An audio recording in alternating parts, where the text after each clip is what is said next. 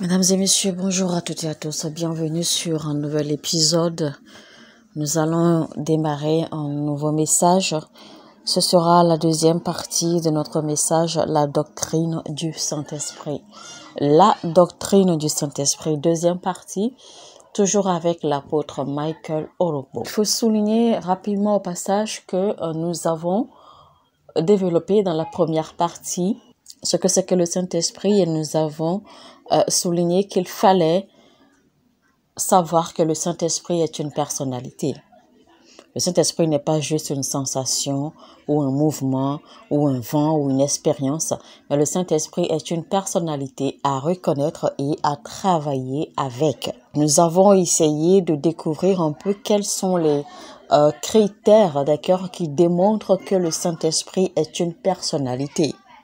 Et c'est là que nous avons démontré que le Saint-Esprit avait de l'émotion, le Saint-Esprit a des pensées, c'est-à-dire que le Saint-Esprit pense, le Saint-Esprit a de la volonté, le Saint-Esprit a une identité personnelle également. Donc nous avons développé ces critères pour démontrer que le Saint-Esprit était une personnalité. Parce que avant cela, on a démontré les critères qui caractérisent un être, d'accord, d'une personnalité. Et donc là, dans cette deuxième partie, nous allons évoluer, nous allons découvrir les autres critères qui caractérisent le Saint-Esprit. Comment l'on peut fonctionner, d'accord, avec le Saint-Esprit. Deuxième catégorie de critères qui caractérisent ou qui qualifient le Saint-Esprit d'une personnalité. Alors, premièrement, c'est que le Saint-Esprit opère. Il opère dans une fonction précise. Premièrement, le Saint-Esprit dirige. Matthieu 4, verset 1.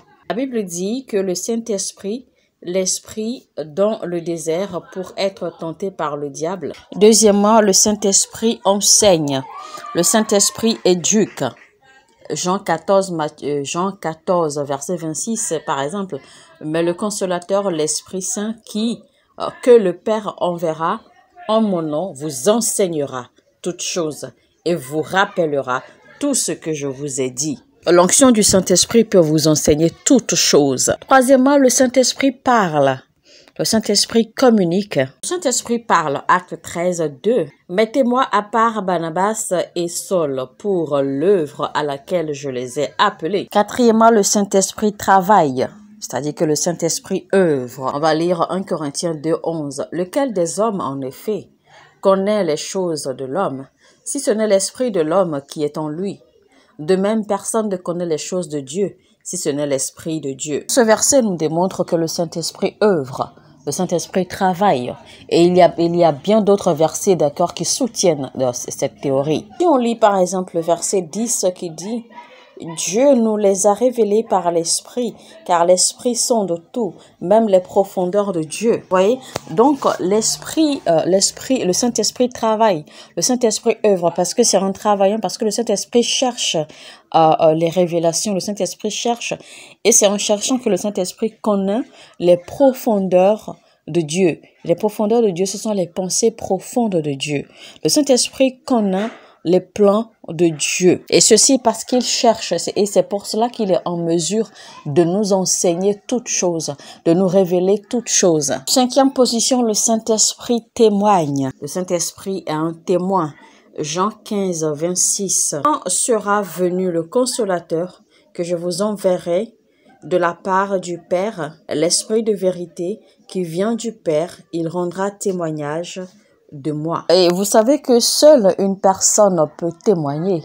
Une chose ne peut pas témoigner. Donc, seule une personnalité ou une personne peut témoigner de quelque chose. Bon, j'essaie de vous donner en fait les différents points qui prouvent que le Saint-Esprit est une personne ou une personnalité. Ensuite, le Saint-Esprit convainc. D'accord? C'est le Saint-Esprit qui convainc de la notoriété ou de l'authenticité de la parole de Dieu.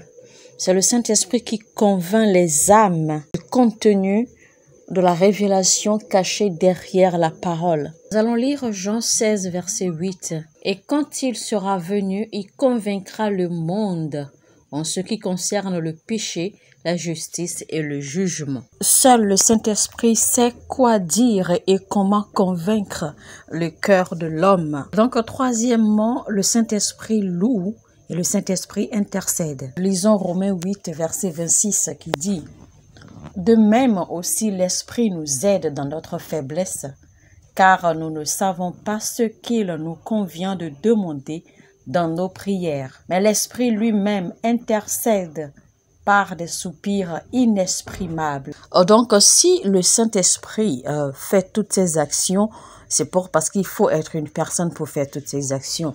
Un vent ne pourra pas faire tout cela. Un soupir ou une expression ou une sensation ne pourra pas faire tout cela. Donc, il faut être une personne pour avoir toutes ces capacités d'agir. Donc, voilà les raisons pour lesquelles nous disons, nous soutenons que le Saint-Esprit est une personne. Et le Saint-Esprit est une personne parce que, rappelez-vous, le Saint-Esprit fait partie de la Trinité.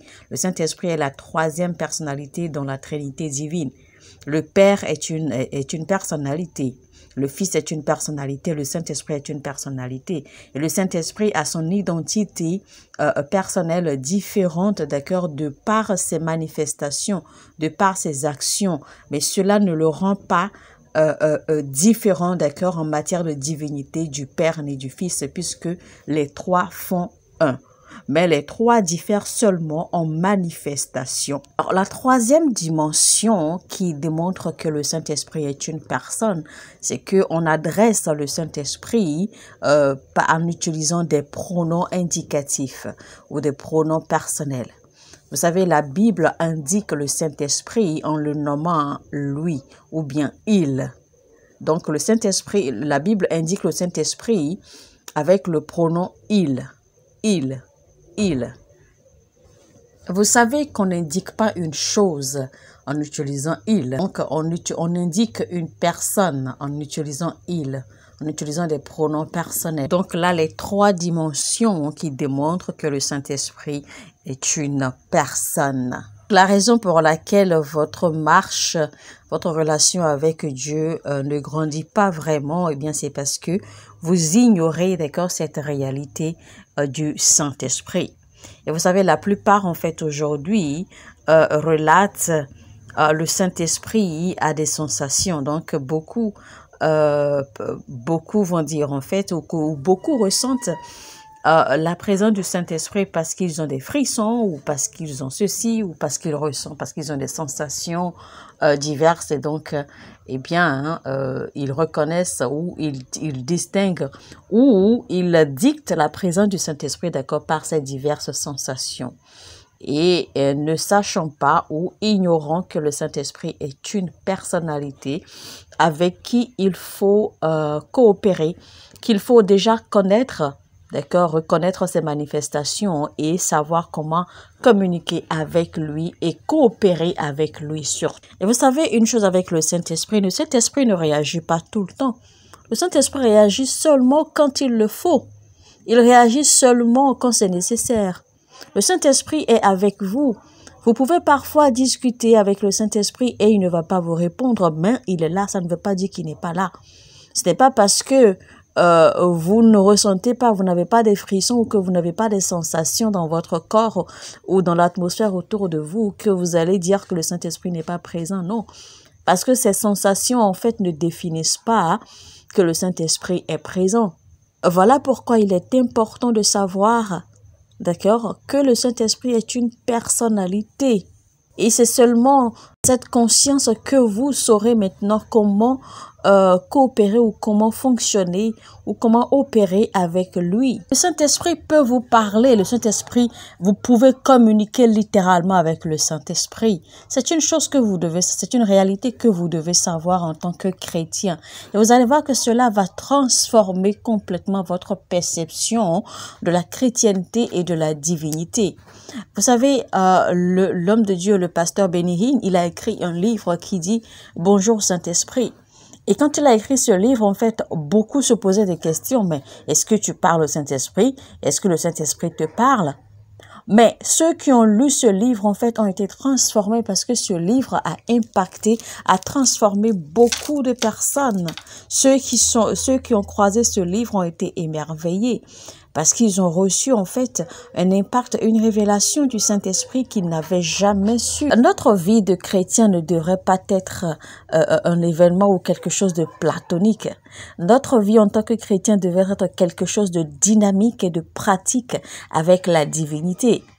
Quand vous voyez des chrétiens qui marquent le monde, d'accord, qui font des choses merveilleuses, eh bien, ne pensez pas que ce sont des gens qui ont plusieurs têtes, ils n'ont pas plusieurs têtes, ils n'ont pas plusieurs intelligences.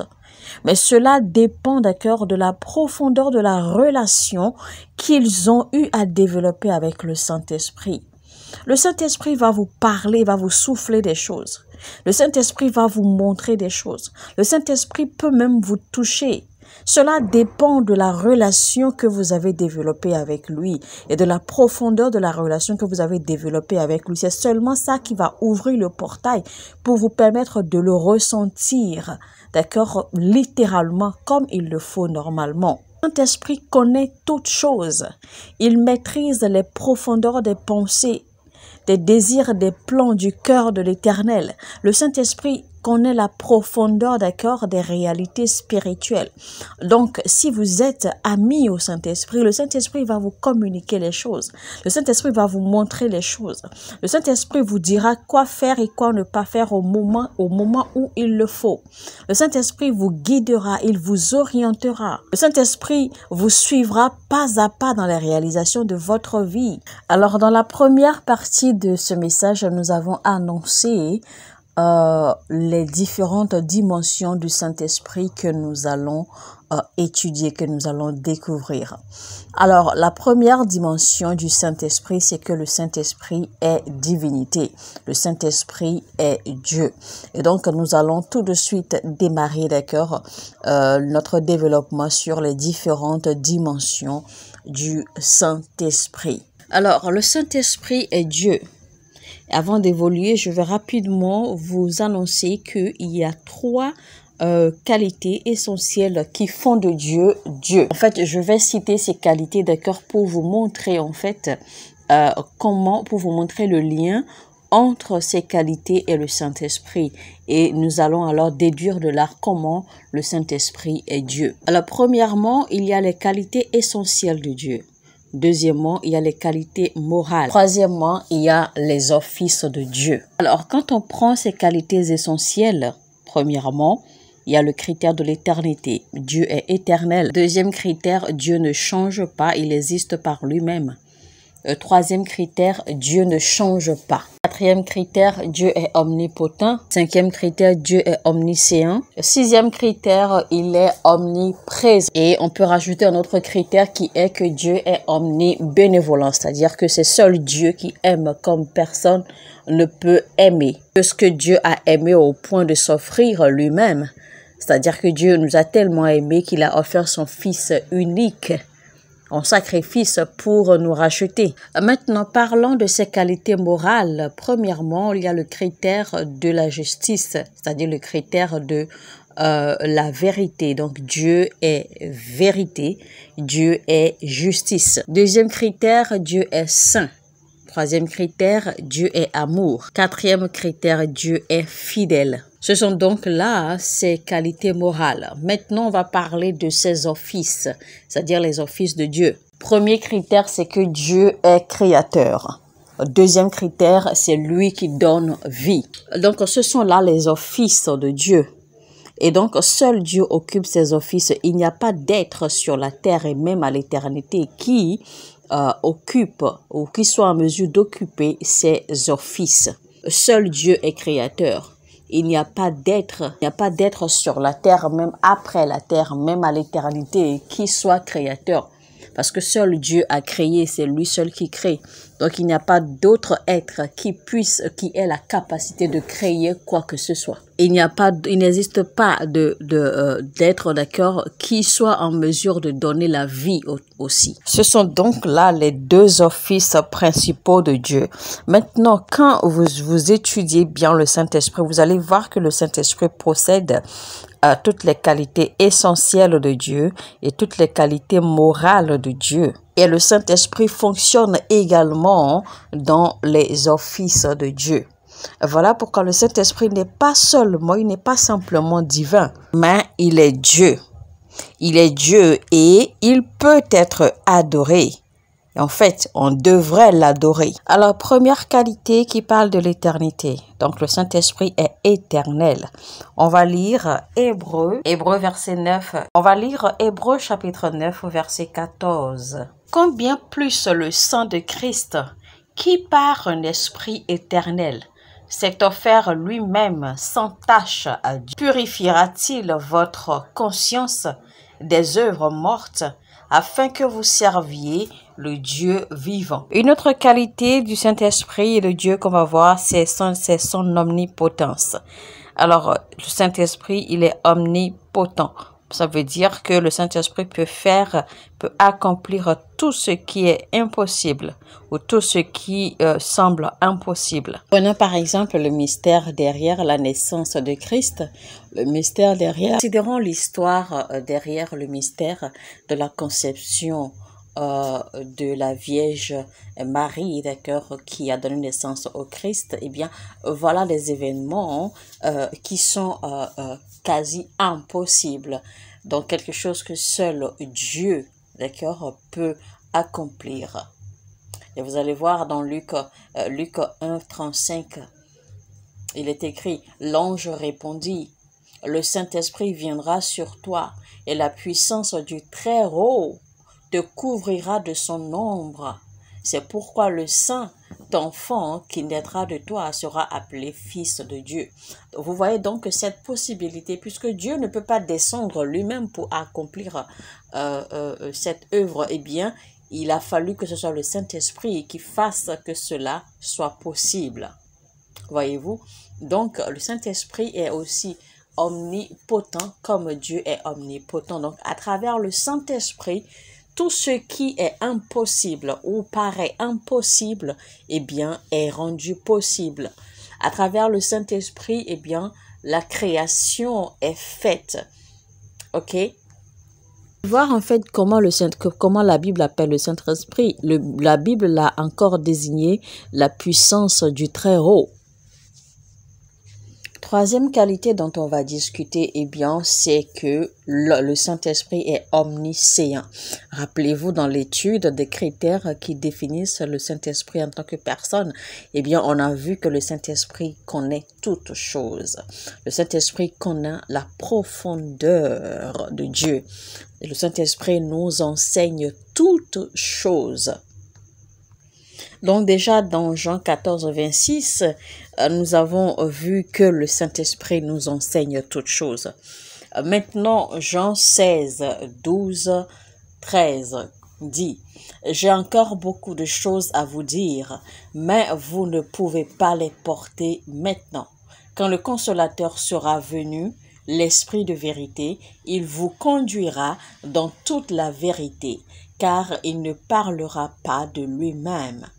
Mais il dira tout ce qu'il aura entendu et il vous annoncera les choses à venir. » Vous voyez donc que le Saint-Esprit connaît toutes choses. Le Saint-Esprit connaît toutes choses. Il connaît le commencement et la fin de toutes choses. Vous voyez qu'il est écrit clairement que le Saint-Esprit va nous annoncer les choses à venir. Donc non seulement le Saint-Esprit nous révélera les choses du passé, il nous enseignera les choses du présent et il nous révélera les choses à venir. Donc le Saint-Esprit est omniscient. Il est omniscient, tout comme Dieu est omniscient. Alors, mesdames et messieurs, on va s'en arrêter là pour aujourd'hui. C'était donc la deuxième partie de notre message, la doctrine du Saint-Esprit, avec l'apôtre Michael Oropo. Alors, si vous avez aimé ce message, likez, cliquez sur le bouton j'aime et partagez au maximum autant que vous pouvez, partout où vous pouvez. Partager. Cela permettra également à YouTube de recommander, d'accord, les messages de cette chaîne. Et aussi, eh bien, si vous n'êtes pas encore abonné, abonnez-vous maintenant. Activez la cloche de notification afin de ne rater aucun de nos messages, surtout les messages qui viennent en série. Ne les ratez pas, parce que si vous ratez un, eh bien, vous risquez de ne pas vraiment suivre la logique du message et vous risquez de ne pas comprendre, d'accord, les révélations, les leçons qui sont cachées, et évidemment, vous risquez de ne pas vraiment jouir ou recevoir les avantages, d'accord, la grâce et l'esprit que les messages diffusent. Alors sur ce, je vous dis que Dieu vous bénisse. Shalom, shalom chez vous. À très très bientôt. Mon heure a sonné et votre heure a sonné.